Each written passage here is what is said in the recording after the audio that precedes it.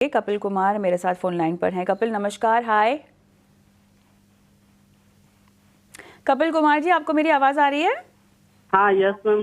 कहाँ से बोल रहे हैं सर? अहमदाबाद से। ओके, आपके फंड्स हैं मेरे पास। कुछ डिटेल्स जो आपने दी है उसके मुताबिक क्वांट स्मॉल कैप और अक्वारिक फ्लेक्सी कैप आपके पास, मोतीलाल का मिड कैप है, एसबीआई का एनर्जी अपॉर्चुनिटीज है और ऑटोमोटिव अपॉर्चुनिटीज भी है। हाँ यस मैम।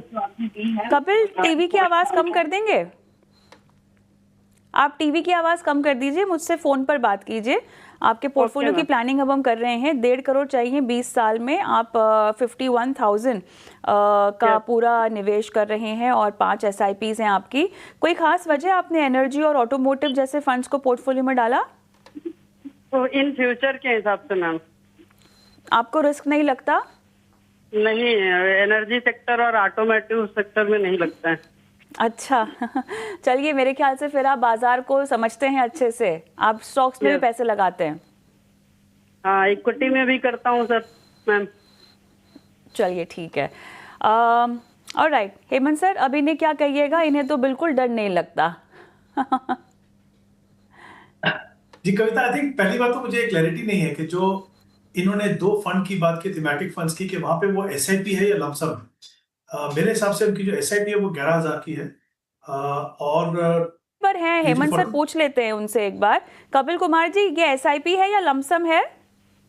SIP ऑटोमेटिक और एनर्जी की लमसम है 20-20 हजार का, और बाकी जो 5,000 3-3 हजार की 3 SIP है वो सब लॉन्ग टर्म के लिए है, मंथली SIP है। चलिए ठीक है जी हेमंत सर। और लार्ज कैप में एक फंड मुझे सजेस्ट कर रहा मैम, उसमें चालू करना है, अगस्त से ही मुझे। हाँ ठीक है ठीक है ठीक है, ओके हेमंत सर बताइए। हाँ जी कविता, तो आई थिंक पहले देखते हैं कि उनका टारगेट जो है 1.5 करोड़ का 20 साल में पहले पूरा होगा कि नहीं। 11,000 की उनकी SIP है, 40,000 की उन्होंने लमसम इन्वेस्टमेंट की हुई है यहाँ पे।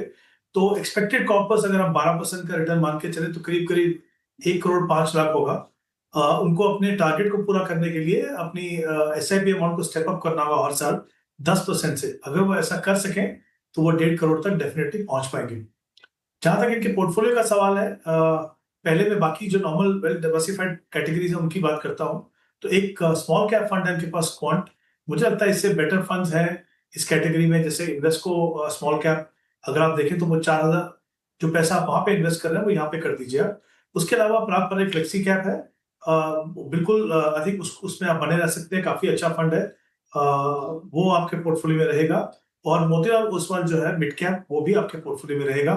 ये जो 40,000 है, हालांकि उन्होंने कहा कि वो समझते हैं, इनको कोई रिस्क पता नहीं है, लेकिन बाय नेचर ये जो थीमेटिक फंड्स हैं इनके साथ प्रॉब्लम ये है कि रिटर्न जो है वो इरेटिक हो सकता है काफी लंबे समय तक। जो हालांकि जैसा इन्होंने कहा वो समझते हैं, उनको लगता नहीं है रिस्क है, बट अगर ऐसा है तो वो डेफिनेटली बने रह सकते हैं। अदरवाइज मेरी रिकमेंडेशन तो ये होगी, क्योंकि ये बहुत बड़ा प्रोपोर्शन आपके पोर्टफोलियो का नहीं है, कि आप एग्जिस्टिंग फंड में उसी प्रोपोर्शन में जो SIP का प्रोपोर्शन है वो उन 3 फंड्स में आप इन्वेस्ट कर दीजिए। मुझे लगता है वो एक लॉन्ग टर्म के पॉइंट ऑफ व्यू से उनके लिए बेहतर रहेगी।